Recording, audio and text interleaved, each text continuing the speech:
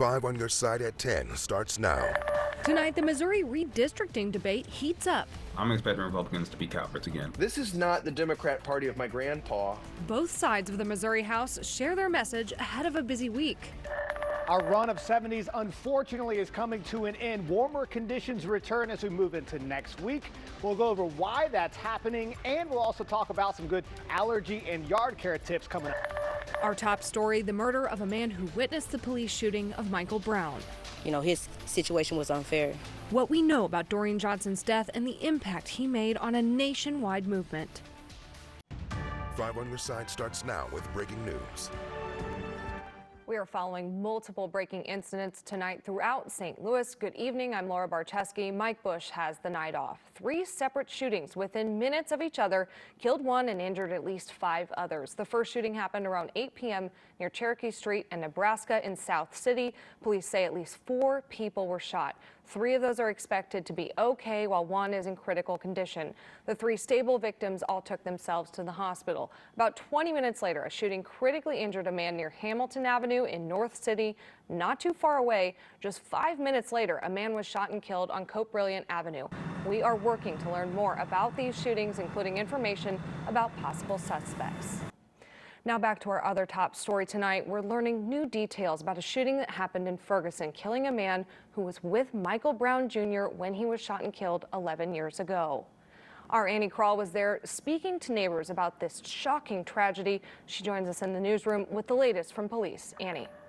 Laura, Ferguson police tell us that 33-year-old Dorian Johnson was shot this morning, though no motive has been released. I spoke with people who heard the gunshots in an argument they said might have escalated to these deadly consequences. I just didn't want to be around the window. Then I got my mom, and that's what she wants to go see. That was around 8:30 a.m. on Sunday when Ferguson police say they responded to a call of shots fired in the 9,000 block of Abaco Court.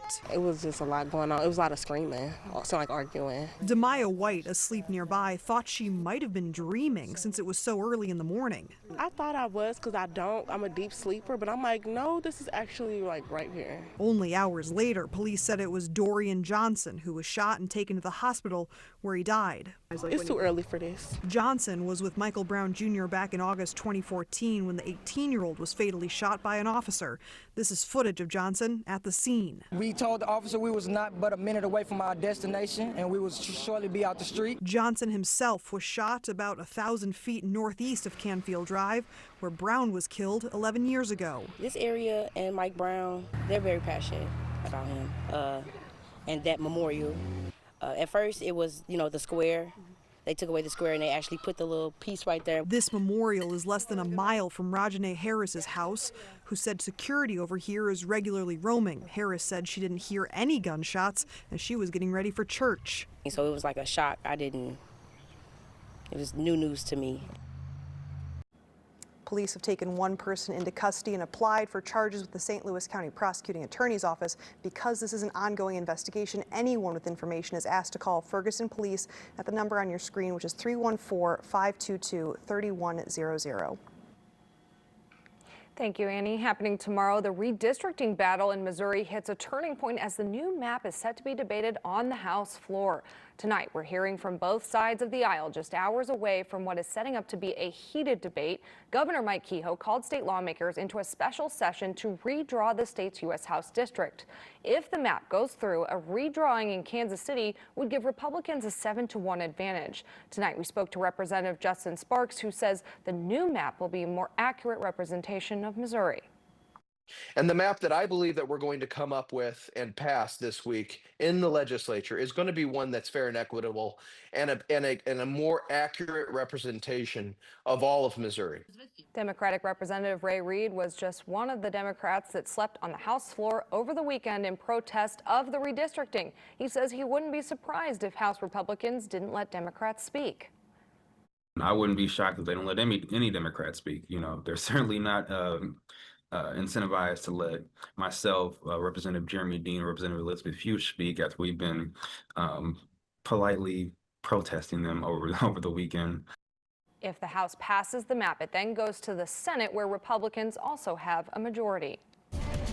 It was a beautiful weekend out there, but we got some hot temperatures on the way. Meteorologist Lance Blocker joins us now with the weather impact forecast. Lance, was this just false fall, I guess? Yeah, unfortunately, and hopefully we didn't get used to these temperatures because they're not going to last. That is the problem right here. High pressure moving back into the region results in warmer temperatures as we get on into next week, but not so fast. Check this out here. Currently, temperatures across the region are in the upper 40s to lower 50s. We're all diving into the 40s overnight tonight. That's where our dew point temperature is. Also, check this out. Tonight was the first full moon of September. That means it's the corn moon. Thank you, Chris Pritchett, for this great picture of the corn moon here tonight. It's normally the first full moon, meaning that of September when the corn harvest begins. So that's why we call it the corn moon. All right, out the door tomorrow morning. You might want to grab a light jacket as you head out the door. Clear skies overnight and lower dew points means temperatures will fall into the upper 40s. Tomorrow afternoon, it'll be warm through the low 70s into the mid 70s. And that's the start of a warming trend that unfortunately is going to bring us to the low 90s as we get on into next week. We'll talk about how long the heat's going to last and just how hot it's going to get. That's in your forecast coming up. Families say the St. Louis County court system has failed them, and this weekend they rallied to demand change. Organizers say it's about exposing bias and standing with survivors. 5 on Your Side's Travis Cummings shows us what's driving the push for reform. Keep in mind, some of the stories you might hear can be upsetting. After a felony background, after suicide attempts, after kids are disclosing abuse, he has temporary sole custody. Families say St. Louis County's family court system is failing. We're not looking at evidence. It's a news story. He was allowed to create a news story, and it's a silent epidemic. People don't realize this is happening. Parents from across the bi-state took their voices to the corner of the courthouse in Clayton on Sunday to demand accountability. I'm scared for the safety of my kids because they, at this point in time, still are with their dad 50% of the time, and he's extremely dangerous. Custody arrangements, they say, don't reflect kids' safety or best interests. Dad refuses to allow them to go to their therapist anymore. He's moved them schools. It's just creating trauma over and over and over again. A new federal lawsuit by a Missouri attorney is taking aim at state officials, accusing judges, attorneys, and guardians in St. Louis County's family court of running what amounts to a, quote, criminal enterprise, manipulating custody cases for money and power. That attorney calling it the Clayton Kids for Cash scheme. The men and women who have come in and out of this building and who are making a statement on this corner today say they all have one thing in common. They want transparency. I want to see every courtroom mandated like live streaming, because we can't even get them to go on the record for like an audio. We don't get a say in the private therapists that are hired by the court, who's doing our psych evaluations, our guardian ad litems, and they all, it's all cash pay.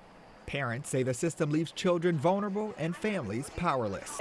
No matter what this court say, my son know who I am, and he know that his mama is going to be out here front line for him. Travis Cummings, 5 on Your Side. We've reached out to a spokesperson for St. Louis County Courts in response to today's rally. We also asked about any current accountability or oversight measures. We will update this story as soon as we hear back. It was a busy weekend in Illinois. The NASCAR playoffs came to Worldwide Technology Raceway this weekend. It was a Sunday of intense racing that ended in a long-awaited St. Louis victory for one driver and his team. Corey Miller has the story from the track. For the first time ever, the Enjoy Illinois 300 was a NASCAR playoff race here at Worldwide Technology Raceway. The last 2 years in St. Louis, Denny Hamlin was the runner-up. This year, he took the checkered flag. What does it mean to come through at this track? Yeah, I love coming to St. Louis. Actually got a dog out of this place last year underneath the arch. But, I love the city. The racetrack is obviously very racy. Love the fan turnout that's been here year in, year out. Curtis and his whole group has just done a great job with this place, and to finally get a win here certainly feels special. To no surprise, it was another sellout crowd here to watch Hamlin's win at Worldwide Technology Raceway. Reporting from Madison with photographer James Merriman, I'm Corey Miller, 5 on Your Side Sports. Coming up, technology helping you shop smarter. 18 out of 100, dang it. Why? So, a lot of additives. How to avoid getting fooled by those lengthy labels. We've got one more comfortable day with highs in the 70s, then we're headed to the 80s and then the low 90s. We'll talk about just how long that heat wave is going to last. The winning numbers for the nearly $1.8 billion Powerball jackpot have been drawn, and one of the winning tickets was sold right here in Missouri. The winning numbers were 11, 23, 44, 61, and 62. The red number was 17. Two other lucky tickets in Kansas and Texas won a $2 million prize. 18 others won $1 million. We don't know where the winning ticket was sold in Missouri, but Missouri Lottery will announce where it was sold within the next 3 days. When an Edwardsville mom turned to her community for help, granting her daughter's wish, they showed up in a big way. Wanda Chancellor says her daughter Rhea became paralyzed from the neck down 3 years ago after laying down for a nap. She was diagnosed with multiple neuromuscular conditions. Now a functioning quadriplegic, she recently told her mom she wants to crawl. If somebody's on a trampoline, she's gonna get on it. If somebody's on a bounce house, she's gonna get on it. I will carry her up flights and flights of stairs. She knows no limits. To crawl, she needed a crawler, but when insurance denied Chancellor coverage for it 3 times, she turned to Facebook, and the community rallied around her, raising nearly double what she needed. I did it in hopes that I could show insurance. Even though you said no, I said yes. And the community came together and raised $1,500 to get her a crawler, and I couldn't be more thankful for that. Rhea is scheduled for surgery in Philadelphia to help her with her hands. She tells 5 on Your Side she wants to be a nurse when she grows up because she's, quote, a good helper. Now more than ever, families want to know what's in their food and beauty products. Tonight, Allison Gormley shows us how technology can help you decipher the ingredients. Marketing can make food look healthy. I'm a child of the 90s, so if it says diet or low fat or the labels look appealing, I just thought that was how we should eat. That's one of the reasons Amy Peters uses an app during her trips to the grocery store. The things that I'm most concerned about are things like the additives, the processed ingredients. Her app of choice, Yuka. After she scans an item using her phone's camera, it's ranked on a scale of 0 to 100, with 100 being a perfect score. Ratings are based on nutrition, additives, and if it's organic. 18 out of 100, dang it. Why? Oh, a lot of additives. Below the numerical rating is an option to learn more. I want to know what the high risk or the limited risks are and what they do. Like, I don't know what that is. And so it'll just kind of show me right here what they've found in different studies. An education rather than an end-all is how dietitian Terry Boros suggests using the app. To create their rating, they're using something called the Nutri-Score, which has some pros and cons, in my opinion. A pro, she said, a focus on fruits and veggies while minimizing sodium and excess saturated fats. A con, flagging items that are energy dense, which means a lot of calories relative to its size.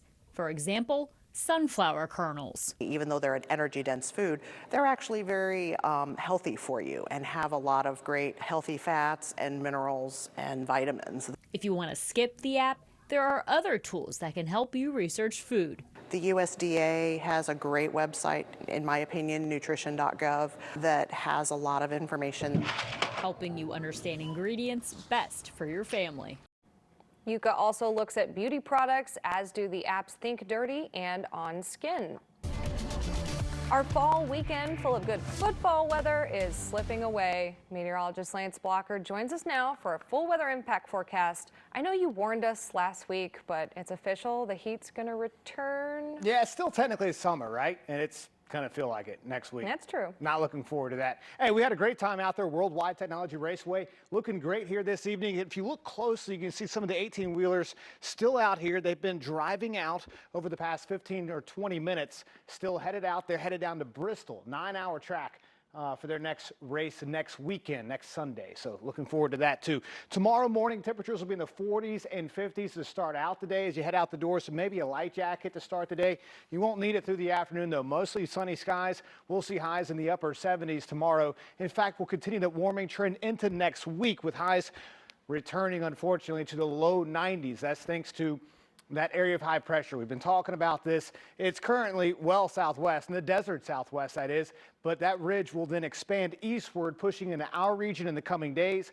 The reason why that the higher pressure means warmer temperatures, it means because it kind of traps the heat at the surface. At low pressure, the heat really warms. In fact, the sun, of course, our heat source, it heats up the earth. Most of it is not absorbed. Most of that energy is not absorbed in the air. It goes into the ground and then the heat comes out. So when this happens in low pressure scenarios, the heat is able to rise and spread out. In high pressure, it pushes it all down at the surface, keeps it locked in. So that's why we're headed back to the low 90s. During this stretch of time, really Wednesday through next Tuesday, we're talking highs right around 90 degrees. So 7 full days of warm weather, and unfortunately dry too. We've only had 1/1600ths of an inch of rain in the last 3 weeks. So 21 days now, and we've been mostly dry across the area. So with that in mind, as we get on into next week, protect the pack. Make sure your dogs, cats, all your pets are well taken care of, have access, of course, to cooler water as with the heat wave settles in. And this time of year, you don't obviously want to water your lawn too much, maybe about an inch of water, mainly during the early morning hours. And it is ragweed season. As the heat moves in, it's going to have more of an impact on your health. So allergy sufferers might be feeling some more of that in the days ahead. So let's go and look at it in detail. Again, tomorrow, upper 70s. Maybe some lower 80s, but definitely lower 80s for Tuesday. Great day still to get outside and enjoy the nice weather. As we work on into next week, though, highs return, of course, back to the upper 80s, lower 90s. The long-term forecast data shows that just off of this 7-day forecast into the 8, 9, or 10-day period, that ridge should return to relax. So hopefully we see temperatures a little bit closer to normal. All right, Paul, it's your time. Time to go on the move. I'm Paul Cook, your traffic guy from Today in St. Louis. If you travel Manchester and Choteau in the city of St. Louis, get ready for a year of road improvements. MoDOT breaks ground on this big project Tuesday morning. The project includes repaving the 5.5-mile stretch starting at McCausland all the way to Tucker. Much of the area will have fewer lanes, except for high traffic areas in the Grove. Some other safety measures include raised medians, flashing lights at pedestrian crossings, and narrowing the current lanes, making it faster for people to cross the street. MoDOT City Engineer Jennifer Wade told me safety upgrades will include parking protected bike lanes on Choteau Avenue, which is a first in Missouri on state-maintained routes. Those lanes will help connect the city's bike network. This project brings us some much-needed improvements along Route 100 that are long overdue. If you drive in that area, expect delays into late 2026. Be safe. Paul Cook, 5 on your side. Coming up, the Climbing Clayton firefighters honoring the courage of those lost on 9/11. This week will mark 24 years since the 9/11 terrorist attack, and today the Clayton Fire Department honored the first responders who lost their lives that day with a memorial stair climb. Our Mercedes McKay has more on this powerful tribute. Vernon Richard, ladder 7, rest in peace. With every ring of the bell, a hero is honored. September 11th is a day that nobody can ever forget. Each step taken paying tribute to the courage and sacrifice of the 343 firefighters who lost their lives on that fateful day. Remember the sacrifices of those first responders. It's a team effort, and because it definitely takes a team to complete a climb like this. Climbing 22 floors 5 times, symbolically matching the 110 stories of the Twin Towers. 200 people taking part in this powerful tribute. Among them, father and son duo Carl and Caden Perkins. Those guys pushed as hard as they could in the worst conditions possible. And so if they can do it that way, I can do it in a nice air-conditioned hallway. The Clayton 9/11 Memorial Stair Climb becoming a family tradition for the pair. These are all the badges from all the climbs that I've done over the years, all the way from 2018 to today. A challenge of strength and solidarity. It's not a race, you don't race to the top, but it's really about to remember who died for us. The Clayton Fire Department's been hosting this event for 14 years, and this year was actually their first time back in Clayton after several years at the Enterprise Center. These guys here in St. Louis specifically, they're really excited to embrace this tradition because it has become a pretty solid tradition in our area now. A commitment to never forget and to teach future generations what our country's been through. These kids today need to know that the world's not a perfect place. There's a lot of bad people out there, but whenever everything comes down to it, everybody sticks together. During 9/11, people came out of the woodwork. The country was united like it's never been united before, and we need that again worse than ever. Mercedes McKay, 5 on your side. Participants in the climb raise money for the National Fallen Firefighters Foundation and Supporting Heroes. This year, they raised over $26,000. Since 2020, they've raised more than $200,000. Seniors stole the show today with a performance of Singin' in the Rain, how they brought a classic musical to life. Next.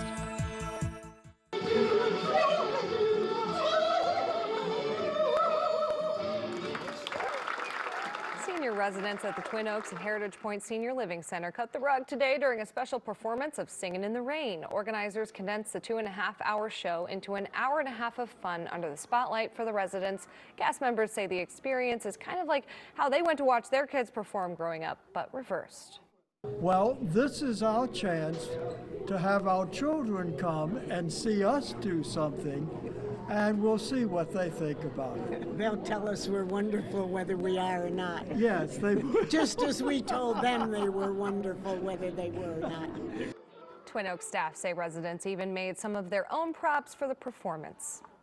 Today was the last day of the St. Louis Art Fair this year. More than 190 artists were featured, showcasing all kinds of mediums, not just paint on canvas. Some specialize in photography and sculpture, others in glasswork and jewelry making. Organizers even set up 3 stages dedicated to performance art, including music and dance. Well, certainly a great weekend for it. Lance has one last look at our forecast. And one last look at nice temperatures really tomorrow. Highs in the upper 70s tomorrow afternoon, mostly sunny skies. The warm up is on though, so if you got any yard work to do, get that done tomorrow afternoon. Anything you got to get done this week outside, plan to do that tomorrow or Tuesday. Tuesday's nice too. Also, if you need to wash your car this week, you got maximum value. It's not going to rain for at least the next 7 days. You can see all the way across the board, highs reaching into the low 90s. With dry weather across the area. Hopefully we can get some more rain as we close out September because the middle is not looking too great. All right, thank you, Lance. That's all our time for 5 on your side at 10. We are always streaming on 5+. And start your day with Today in St. Louis beginning at 5 a.m. Sports Plus with Frank Cusimano is next.